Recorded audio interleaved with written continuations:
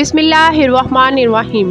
کس طرح ایک خاتون نے اپنا سب کچھ اپنے سچے رب پر قربان کر دیا۔ ایمان کی خاطر اپنی جان قربان کرنے والی ایک دلیر خاتون، جس نے موسیٰ علیہ السلام کی پرورش کی اور بچپن میں انہیں فرعون کے ظلم و جبر سے بچایا۔ لیکن جب اس خاتون نے اللہ پر ایمان لایا تو فرعون نے اس کے ساتھ کیا سلوک کیا، اور ایسا کیا ہوا کہ اس خاتون کو دنیا کی عظیم ترین عورت کا لقب دیا گیا۔ یہ ایمان افروز واقعہ فرعون کی بیوی کا ہے۔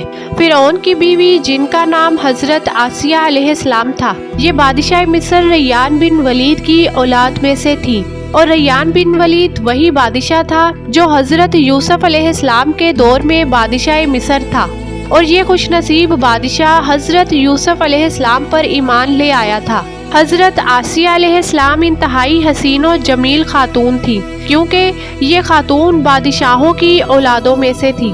اسی وجہ سے ان کے پاس مال و دولت کی کوئی کمی نہیں تھی۔ یہی وجہ تھی کہ خادمین کی بڑی جماعت ان کے آگے پیچھے رہا کرتی تھی۔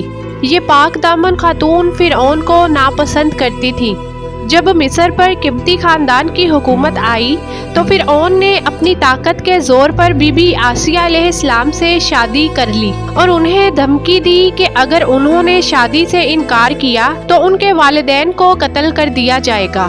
لیکن شادی کے بعد بھی اللہ تبارک و تعالیٰ نے حضرت آسیہ علیہ السلام کو فرعون کے شر سے محفوظ رکھا۔ مورخین لکھتے ہیں کہ اللہ نے فرعون کو نامرد بنا دیا تھا، اور بعض نے لکھا کہ فرعون کو ایسی بیماری تھی کہ طبیبوں نے اسے ساری عمر صحبت سے منع کر دیا تھا، لہٰذا فرعون کبھی بھی حضرت آسیہ علیہ السلام کے قریب نہ جا سکا۔ یہ بھی اللہ کی ایک حکمت تھی تاکہ بی بی آسیہ علیہ السلام فرعون کے ناپاک جسم سے محفوظ رہ سکے۔ پیارے دوستو، فرعون مصر کا ایک ظالم و جابر بادشاہ تھا۔ اس نے مصر میں آباد قوم بنی اسرائیل کو غلام بنا رکھا تھا اور ان پر ظلم کے پہاڑ توڑتا تھا۔ فرعون نہایت ہی مغرور بادشاہ تھا اور خود کو لوگوں کا خدا اور رازق کہلواتا تھا، لیکن کسی میں بھی اتنی جرت نہیں تھی کہ فرعون کی مخالفت کر سکے۔ لہٰذا اللہ نے فرعون کے خاتمے کا ارادہ کیا تو بنی اسرائیل میں حضرت موسیٰ علیہ السلام کی پیدائش ہوئی۔ جب موسیٰ علیہ السلام کی پیدائش ہوئی تو ان دنوں فرعون نے اپنے سپاہیوں کو یہ حکم دے رکھا تھا کہ بنی اسرائیل میں جو لڑکا بھی پیدا ہو اسے قتل کر دیا جائے۔ لہٰذا اس مصیبت و آفت کے دور میں مجبوراً موسیٰ علیہ السلام کی والدہ نے آپ کو ایک صندوق میں رکھ کر صندوق کو مضبوطی سے بند کر دیا اور اسے دریائے نیل میں ڈال دیا۔ اس وقت نہر کے کنارے فرعون کی بیوی آسیہ بنت مذاہب بیٹھ کر نہر کا نظارہ کر رہی تھی۔ آسیہ ایک خوبصورت اور نیک دل خاتون تھی، اور وہ کسی بیماری سے شدید تکلیف میں تھی۔ فرعون نے ان کا بہت علاج کروایا تھا، مگر وہ ناکام رہا۔ کہتے ہیں کہ کاہنوں نے اسے بتایا تھا کہ اے فرعون، ہم پیشن گوئی کرتے ہیں کہ اس دریا میں سے ایک آدمی تیرے محل میں داخل ہوگا۔ اگر اس کے منہ کی رال اس بیمار خاتون کے جسم پر ملی جائے گی تو اسے شفا مل جائے گی۔ چنانچہ جب نہر میں بہتے اس صندوق پر آسیہ علیہ السلام کی نظر پڑی تو انہوں نے ملازمین کو اسے نکالنے کا حکم دیا۔ جب اس صندوق کو پانی سے نکالا گیا تو اسے کھولا گیا، اور ملکہ نے اس بچے کو دیکھا تو یوں محسوس ہوا کہ ایک بجلی سی چمکی ہے جس نے ان کے دل کو منور کر دیا ہے۔ آسیہ علیہ السلام کے دل میں اس بچے کی محبت نے گھر بنا لیا۔ اس بچے کا لعاب دہن جیسے ہی ان کے ہاتھوں پر پڑا تو انہیں شفا ہو گئی۔ پیارے دوستو، فرعون کی بیوی آسیہ علیہ السلام کے بدن سے کوئی لڑکا نہیں تھا اور وہ بے اولاد تھی، لہٰذا اس پاک دل خاتون کی ممتا جاگ اٹھی اور اس نے موسیٰ علیہ السلام کو گود لے لیا۔ اس طرح اللہ کی قدرت سے موسیٰ علیہ السلام کی پرورش اسی فرعون کے محل میں ہوئی جس نے آپ علیہ السلام کے ہاتھوں سے ہلاک ہونا تھا۔ بہرحال حضرت موسیٰ علیہ السلام کی پرورش فرعون کے محل میں کسی شاہی فرد یا شہزادے کی مانند ہوئی۔ ہر طرح کے آرام و آرائش آپ کے لیے دستیاب تھے، لیکن قبطیوں کے درمیان زندگی گزارنے کے باوجود موسیٰ علیہ السلام فطری طور پر ان سے مختلف ارادے کے مالک تھے۔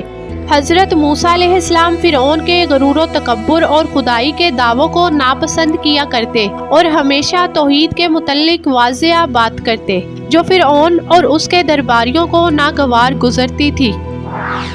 پیارے دوستو، بہت جلد وہ وقت بھی آ گیا جب اللہ نے حضرت موسیٰ علیہ السلام کو نبوت عطا کی اور آپ فرعون کے دربار میں اسلام کی دعوت لے کر تشریف لائے۔ حضرت موسیٰ علیہ السلام نے فرعون کو طرح طرح کے معجزات دکھائے، لیکن اس کے باوجود بھی یہ لوگ کفر اور سرکشی پر ڈٹے رہے اور اللہ کی وحدانیت کا مسلسل انکار کرتے رہے۔ اس کے باوجود بھی موسیٰ علیہ السلام فرعون کو بنی اسرائیل کے بدبخت لوگوں کو دعوت حق دیتے رہے۔ جب فرعون حضرت موسیٰ علیہ السلام کی دعوت و تبلیغ سے تنگ آ گیا تو اس نے ارادہ کیا کہ کیوں نہ موسیٰ علیہ السلام کو لوگوں کے سامنے جھوٹا ثابت کیا جائے۔ چنانچہ فرعون نے موسیٰ علیہ السلام کو جھوٹا ثابت کرنے کے لیے ایک خاص دن مقرر کیا، جس دن مصر کے اندر بہت بڑا میلہ لگتا تھا اور جس میلے کے اندر کثیر تعداد میں لوگ جمع ہوتے تھے۔ چنانچہ فرعون نے مصر کے تمام بڑے بڑے جادوگروں کو بلایا اور حضرت موسیٰ علیہ السلام کو جھوٹا ثابت کرنے کو کہا۔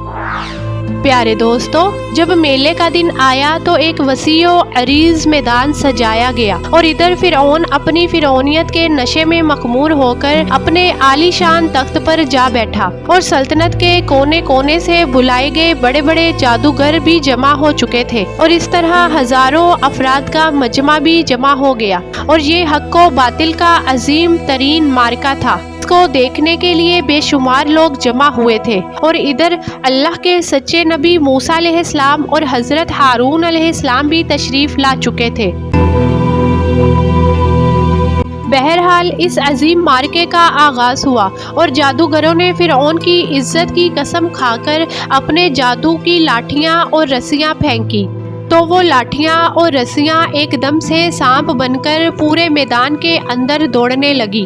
ان سانپوں کو دیکھ کر پورے مجمع کے اندر خوف و ہراس پھیل گیا اور تمام لوگ بدحواس ہو کر ادھر ادھر بھاگنے لگے۔ ادھر فرعون اور اس کے جادوگر اپنے نشے میں بدمست ہو کر تالیاں بجانے لگے اور اس منظر کو دیکھ کر خوش ہونے لگے، اور ادھر اللہ نے اپنے پیارے پیغمبر موسیٰ علیہ السلام کو اپنا عصا مبارک پھینکنے کا حکم دیا تو اس وقت موسیٰ علیہ السلام نے اللہ کے حکم کی تعمیل کرتے ہوئے اپنے عصا مبارک کو ان سانپوں کے ہجوم میں ڈال دیا۔ چنانچہ دیکھتے ہی دیکھتے موسیٰ علیہ السلام کا وہ عصا ایک خوفناک اژدہا بن گیا جس نے جادوگروں کے تمام چھوٹے چھوٹے سانپوں کو نگل لیا۔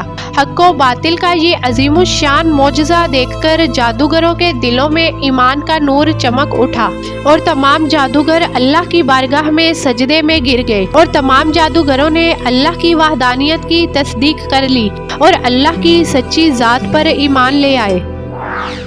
پیارے دوستو، اسی دربار میں بی بی آسیہ علیہ السلام بھی موجود تھی، لہٰذا جب انہوں نے یہ سنسنی خیز منظر دیکھا تو ان کے دل میں فوراً حق کا نور چمک اٹھا اور وہ موسیٰ علیہ السلام پر ایمان لے آئیں۔ حضرت آسیہ علیہ السلام فرعون مصر کی بیوی اور ملکہ تھی۔ آپ کے پاس مال و دولت کی کثرت تھی، لیکن اس کے باوجود آپ غرور و تکبر کا شکار نہیں تھی، بلکہ آپ کا دل غریبوں کی محبت سے سرشار اور ان پر شفقت و مہربانی کے جذبے سے معمور تھا۔ چونکہ حضرت آسیہ علیہ السلام اپنے شوہر کے مظالم کو خوب جانتی تھی، اس لیے اپنے ایمان کا اظہار نہیں کیا۔ آپ علیہ السلام چھپ چھپا کر ایک اللہ کی عبادت کیا کرتی اور اللہ سے یہ دعا کرتی کہ اے اللہ، مجھے فرعون اور اس کے عمل سے نجات دے، میں اس کی کفریہ حرکتوں سے بیزار ہوں۔ حضرت آسیہ علیہ السلام خفیہ طور پر موسیٰ علیہ السلام کے خدا کی عبادت کرتی اور دعا و استغفار میں مشغول رہتی، یہاں تک کہ فرعون کو ایک دن آپ کے ایمان لانے کی خبر ہو گئی۔ لہٰذا فرعون نے حضرت آسیہ علیہ السلام کو دربار میں بلوایا اور ان سے دریافت کیا کہ تو کسے اپنا معبود مانتی ہے؟ حضرت آسیہ علیہ السلام نے دلیری اور جذبہ ایمانی سے جواب دیا کہ میں موسیٰ علیہ السلام کے رب پر ایمان رکھتی ہوں جو میرا، تیرا اور ہم سب کا خدا ہے۔ چنانچہ فرعون اس بے باک جواب پر غضبناک ہو گیا اور بھڑک اٹھا۔ پیارے دوستو، پہلے پہل تو فرعون نے حضرت آسیہ علیہ السلام کو سمجھا بجھا کر، ترغیب دلا کر اور ڈرا دھمکا کر موسیٰ علیہ السلام کے دین کو چھوڑنے کو کہا۔ فرعون آسیہ علیہ السلام کو بغیر کسی ظلم و ستم کے سمجھاتا رہا اور ایمان سے دور کرنے کی کوشش کرتا رہا۔ آخرکار فرعون نے تھک ہار کر آسیہ علیہ السلام کو طرح طرح کی اذیتیں دینے کا فیصلہ کیا تاکہ وہ اپنے ایمان سے دور ہو جائے اور مجھ کو خدا ماننے لگے۔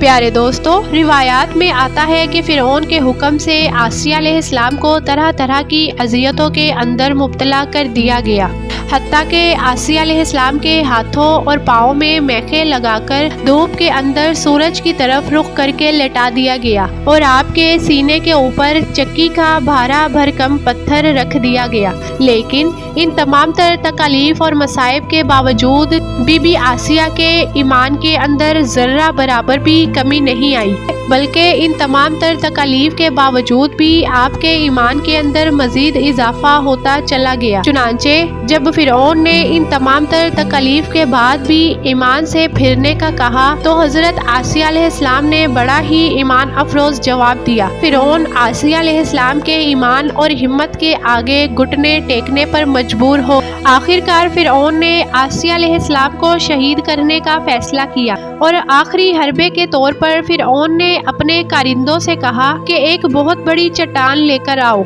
اگر یہ چٹان دیکھ کر اپنے ایمان پر قائم رہتی ہے تو یہ چٹان اس پر گرا دینا، اور اگر یہ ایمان سے پھر جاتی ہے تو پھر یہ میری بیوی ہے۔ پیارے دوستو، اس خوفناک منظر کے وقت جہاں ایک طرف زندگی ہے اور دوسری طرف موت کھڑی ہے، تو اس وقت آسیہ علیہ السلام نے آسمان کی طرف نگاہ اٹھا کر دیکھا تو جنت کے اندر اپنا سفید موتیوں کا محل دیکھا، جس سے آپ کا ایمان مزید بڑھ گیا اور اسی حالت میں آپ کی روح پرواز کر گئی، اور اس کے بعد آپ کے جسم پر وہ چٹان گرا دی جاتی ہے اور وہ چٹان ایسے بدن پر گرتی ہے جس میں روح نہیں ہوتی۔ پیارے دوستو، حضرت آسیہ علیہ السلام کے فضائل احادیث مبارکہ میں کچھ ان الفاظ سے آتے ہیں کہ رسول اللہ صلی اللہ علیہ وآلہ وسلم نے فرمایا کہ مردوں میں سے تو بہت سے درجہ کمال تک پہنچے، لیکن عورتوں میں سے سوائے فرعون کی بیوی آسیہ اور عیسیٰ علیہ السلام کی والدہ مریم بنت عمران کے اور کوئی عورت درجہ کمال تک نہیں پہنچی۔ اس طرح ایک اور روایت میں آتا ہے کہ آپ صلی اللہ علیہ وآلہ وسلم نے فرمایا، جنتی عورتوں میں سب سے افضل خدیجہ بنت خویلد، فاطمہ بنت محمد اور فرعون کی بیوی آسیہ بنت مزاحم اور عیسیٰ کی والدہ مریم بنت عمران ہے۔ پیارے دوستو، ہم نے دیکھا کہ آسیہ علیہ السلام کی ایسی حکومت کے ساتھ، ایسے دربار کے اندر، اس قدر مال و دولت، اطاعت گزار غلام اور کنیزوں کے ساتھ ایک بہترین زندگی تھی، لیکن انہوں نے حق کو قبول کیا اور موسیٰ علیہ السلام کے دین پر ایمان لے آئی، حالانکہ انہیں معلوم تھا کہ ایمان لانے کی وجہ سے ان کی تمام خوشیاں اور مقام و منصب چھن سکتا ہے۔ بلا شبہ توبہ کرنا اور ایمان پر مضبوطی سے قائم رہنا کوئی آسان عمل نہیں، لیکن جو شخص بھی اس دنیا کی مشکلات سے گزر کر اللہ کی اطاعت کرے گا اور انسانوں کے بجائے اللہ سے ڈرے گا تو آخرت میں اس کے لیے بہترین لافانی زندگی ہے۔ اسی امید کے ساتھ اجازت دیجیے کہ آپ کو ہماری ویڈیو پسند آئی ہوگی۔ ملتے ہیں بہت جلد ایک نئی معلوماتی ویڈیو کے ساتھ۔ دیکھتے رہیے آپ کا اپنا چینل کنیز فاطمہ۔ شکریہ، اللہ نگہبان۔